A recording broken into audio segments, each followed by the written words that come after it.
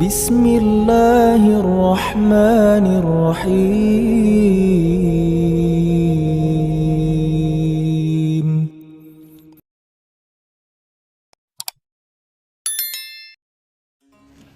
Bismillahirrahmanirrahim. Assalamualaikum warahmatullahi wabarakatuh. Alhamdulillahirabbil alamin. Assalatu wassalamu ala asrofil anbiya'i wal mursalin sayyidina Muhammadin wa ala alihi wa sahbihi ajmain, amma ba'du. Sahabat beriman yang dirahmati Allah, senang sekali bisa berjumpa lagi di channel ini. Sholawat serta salam semoga tetap tercurah limpahkan kepada junjungan Nabi besar kita, Nabi Muhammad sallallahu alaihi wasallam. Allahumma sholli ala sayyidina Muhammad wa ala ali sayyidina wa maulana Muhammad. Harapan dan doa saya semoga saudaraku semuanya selalu diberikan kesehatan, dilapangkan rezekinya, dan diampuni dosa-dosanya oleh Allah Subhanahu wa taala. Amin Allahumma amin. Sahabat beriman yang dirahmati Allah, Rasulullah Shallallahu Alaihi Wasallam adalah manusia yang paling mulia. Setiap perkataan, perbuatan, dan ketetapannya menjadi sunnah sebagai contoh dalam kehidupan manusia. Allah Subhanahu Wa Taala memuji Rasulullah Shallallahu Alaihi Wasallam dalam salah satu ayat dalam Al-Quran. Sesungguhnya telah ada pada diri Rasulullah itu suri teladan yang baik bagimu, yaitu bagi orang yang mengharap rahmat Allah dan kedatangan hari kiamat, dan dia banyak menyebut nama Allah. Salah satu di antara keistimewaan Rasulullah adalah kecintaan Rasulullah kepada umatnya. Rasulullah SAW sengaja menahan doa mustajabnya di dunia untuk akhirat kelak sebagai syafaat untuk umatnya. Sampai-sampai di akhir menjelang wafat beliau, yang ada di dalam pikirannya adalah umatnya. Rasulullah pernah memberikan suatu nasihat kepada salah seorang sahabatnya untuk mengamalkan nasihat ini dan mengajarkan kepada orang lain agar selamat hidup di dunia dan juga hidup di akhirat nanti. Nasihat ini pada dasarnya juga diperuntukkan kepada umat-umat sesudahnya yang dapat mengamalkannya.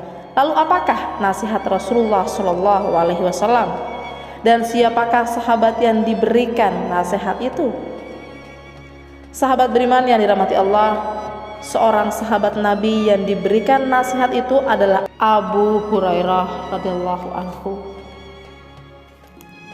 Sahabat beriman yang dirahmati Allah, kala itu beberapa sahabat ditanya, siapakah yang ingin mengambil nasihat dariku dan mengerjakannya? Maka Abu Hurairah radhiyallahu anhu menjawab, aku, wahai Rasulullah Shallallahu Alaihi Wasallam. Hal ini disebut dalam sebuah hadis yang diriwayatkan oleh Imam At-Tirmizi dan disahkan oleh Al-Albani rahimahullah.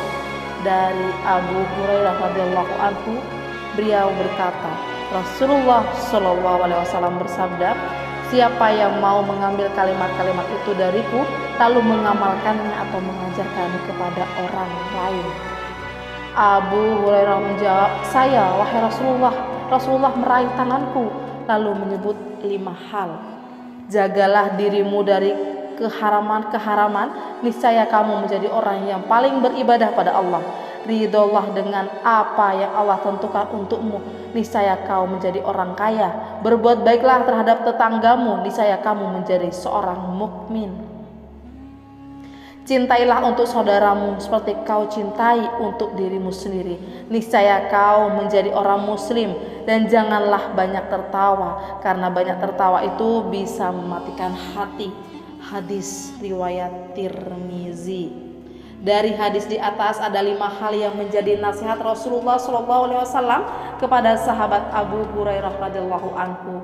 Hal ini juga menjadi nasihat bagi kita umatnya agar dapat selamat hingga kelak di akhirat. 1. Yang pertama, jagalah dirimu dari keharaman-keharaman, niscaya kamu menjadi orang yang paling beribadah kepada Allah. Pesan pertama adalah meninggalkan yang diharapkan oleh Allah. Ternyata untuk menjadi yang paling beribadah pada Allah adalah dengan cara meninggalkan keharaman yang sudah Allah perintahkan kepada umatnya. Hal ini karena sesuatu yang haram apabila kita lakukan akan membuat hati menjadi hitam dan kelam. Ketika hati kita sudah hitam dan kelam, maka ibadah pun menjadi berat atas kita. Maka dari itu, orang yang paling mudah beribadah adalah orang yang paling bersih hatinya. Semakin hati seseorang hamba bersih dari maksiat, maka semakin mudah baginya untuk melaksanakan perintah-perintah Allah dan menjalankan ibadah kepada Allah Subhanahu wa ta'ala.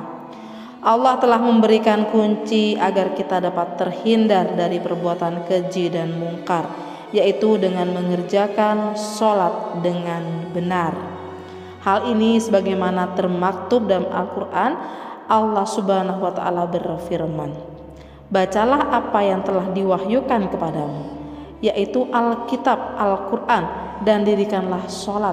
Sesungguhnya sholat itu mencegah dari perbuatan-perbuatan keji dan mungkar, dan sesungguhnya mengingat Allah adalah lebih besar keutamaannya dari ibadah-ibadah yang lain. Dan Allah mengetahui apa yang kamu kerjakan. Sahabat beriman yang dirahmati Allah, yang kedua, ridolah dengan apa yang Allah tentukan untukmu. Niscaya kamu menjadi orang yang terkaya. Pesan selanjutnya adalah agar selalu ridho terhadap ketentuan Allah Subhanahu wa ta'ala. Kaya yang dimaksud dalam pesan Rasulullah ini bukan hanya kaya harta, karena hakikat kekayaan bukanlah harta, melainkan kaya hati. Rasulullah bersabda, bukanlah kekayaan itu karena banyaknya harta, akan tetapi kekayaan itu adalah kaya hati. Hadis riwayat Ibnu Majah.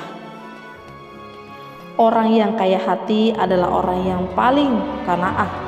Ia selalu merasa puas dengan apa yang Allah berikan kepadanya.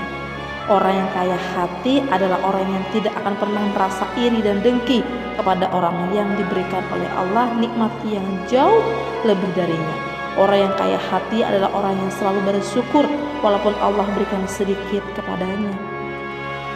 Orang yang kaya hati adalah orang yang selalu melihat ke bawah untuk urusan dunia dan melihat ke atas untuk urusan akhirat.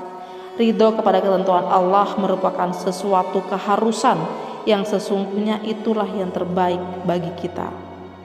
Allah Subhanahu wa ta'ala berfirman, boleh jadi kamu membenci sesuatu padahal ia amat baik bagimu, dan boleh jadi pula kamu menyukai sesuatu padahal ia amat buruk bagimu.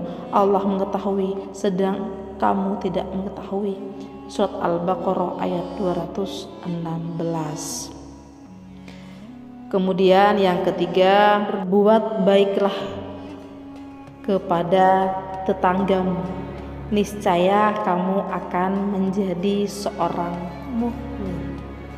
Sahabat beriman yang dirahmati Allah, mukmin berarti orang yang beriman. Baiknya keimanan seseorang bisa dirasakan oleh orang-orang yang terdekat dengannya atau oleh lingkungannya sendiri. Rasulullah SAW pernah menyampaikan bahwa tidaklah dikatakan beriman bagi seseorang sebelum ia berkata baik, memuliakan tamu, dan juga memuliakan tetangganya. Hal ini disebabkan sebagaimana termaktub dalam sebuah hadis. Rasulullah bersabda, tidak beriman seseorang sehingga ia mengatakan apa yang baik, atau jika tidak bisa ia diam. Tidak beriman seseorang sehingga ia memuliakan tetangganya, dan tidak beriman seseorang sehingga ia memuliakan tamunya. Hadis riwayat Bukhari dan Muslim. Yang keempat, cintailah untuk saudaramu seperti kamu cintai dirimu sendiri, niscaya kamu menjadi orang muslim. Muslim bermakna orang yang menyelamatkan. Menjadi muslim artinya menjadi orang yang menyelamatkan orang lain dari kejahatan lisannya atau perbuatannya. Menjadi muslim adalah mencintai orang lain sesuai dengan ia cinta dirinya sendiri. Jika ia mengharapkan kesehatan untuk dirinya, maka harapkanlah pula kesehatan itu dirasakan oleh orang lain. Jika ia mengharapkan kebaikan untuk dirinya, maka harapkanlah kebahagiaan itu dirasakan pula oleh orang lain. Sahabat beriman yang dirahmati Allah, hal inilah yang dicontohkan oleh sahabat-sahabat Nabi kaum Ansor yang mendahulukan saudaranya kaum Muhajirin daripada mereka sendiri. Tentang hal ini telah diabadikan oleh Allah Subhanahu wa taala dalam Al-Qur'an. Allah Subhanahu wa taala berfirman, "Dan orang-orang yang telah menepati kota Madinah dan telah beriman asyar sebelum kedatangan mereka Muhajirin, mereka Ansor mencintai orang yang berhijrah kepada mereka, yaitu Muhajirin. Dan mereka Ansor tidak menaruh keinginan dalam hati mereka terhadap apa-apa yang diberikan kepada mereka Muhajirin, dan mereka mengutamakan orang-orang Muhajirin atas diri mereka sendiri sekalipun mereka dalam kesusahan.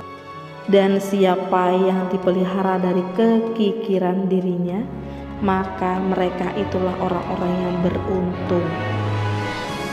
Kemudian yang kelima, jangan banyak tertawa, karena banyak tertawa itu bisa mematikan hati. Islam mengisyaratkan kaum muslimin untuk banyak tersenyum, karena tersenyum juga merupakan sedekah. Dan Islam melarang banyak tertawa karena segala sesuatu yang berlebih-lebihan atau melampaui batas akan membuat hati menjadi mati. Dalam hadis yang diriwayatkan oleh Aisyah radhiyallahu anha, bahwa beliau berkata, "Saya tidak pernah melihat Rasulullah SAW tertawa terbahak-bahak sehingga kelihatan tenggorokan beliau. Beliau biasanya hanya tersenyum." Hadis riwayat Bukhari dan Muslim. Rasulullah SAW bersabda, "Janganlah kalian banyak tertawa, karena banyak tertawa akan mematikan hati." Hadis riwayat Tirmizi. Menurut Imam Al-Ghazali, jika hati mati, maka hati tak akan bisa menerima peringatan Al-Quran dan tidak akan mau menerima nasihat yang baik. Sahabat beriman yang dirahmati Allah, demikianlah nasihat yang diberikan oleh Rasulullah SAW kepada Abu Hurairah radhiyallahu anhu, dan secara tersirat juga diberikan untuk para umatnya. Semoga video ini dapat bermanfaat dan memberikan tambahan ilmu untuk kita semua. Akhirul kalam, wassalamualaikum warahmatullahi wabarakatuh.